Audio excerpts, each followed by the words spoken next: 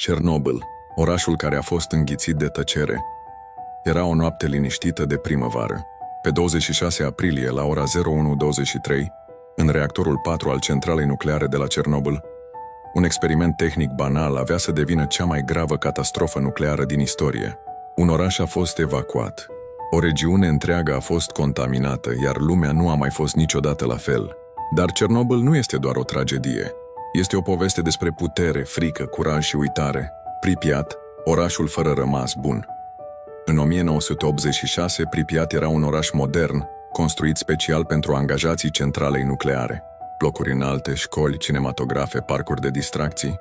O viață aparent normală, cu oameni care nu bănuiau că trăiau la doar câțiva kilometri de una dintre cele mai instabile structuri nucleare din lume. În dimineața exploziei, nimeni nu a fost informat despre gravitatea situației.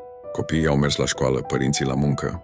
Norul radioactiv se răspândea deja în tăcere, invizibil și letal. Abia după 36 de ore locuitorii au fost evacuați. Li s-a spus că vor lipsi doar câteva zile. N-au mai revenit niciodată. Ce s-a întâmplat în reactor?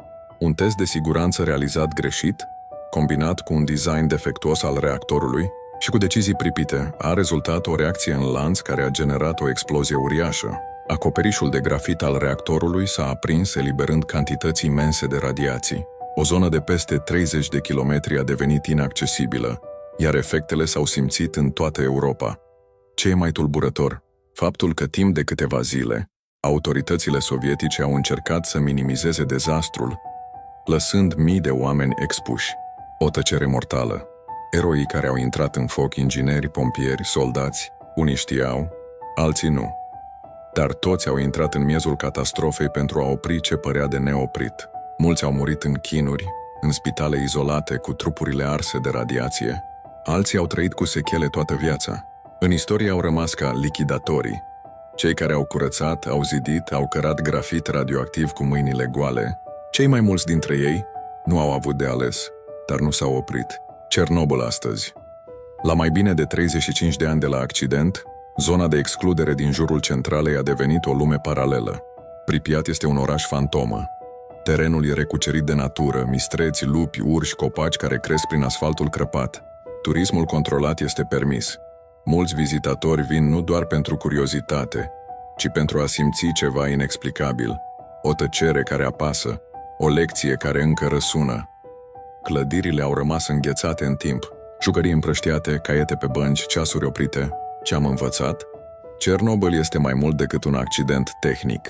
Este simbolul unei epoci care a crezut că poate controla totul. Este mărturia prețului pe care îl plătim atunci când ignoranța se întâlnește cu puterea, dar este și o poveste despre supraviețuire, despre cum viața, în ciuda oricărei catastrofe, găsește o cale să continue. Pădurea roșie s-a regenerat. Animalele s-au întors.